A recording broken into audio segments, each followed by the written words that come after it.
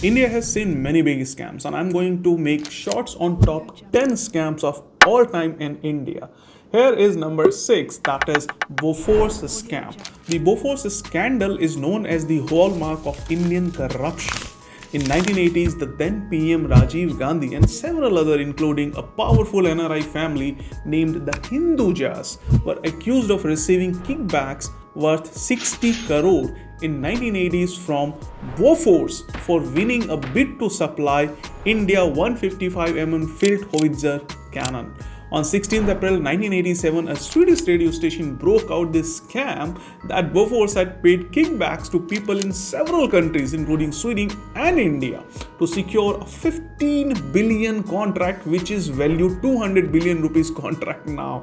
They directly led to the defeat of Gandhi's ruling Congress party in the November 1989 general elections. The interesting fact is that the same Bofors canon helped us win the Kargil war in 1999.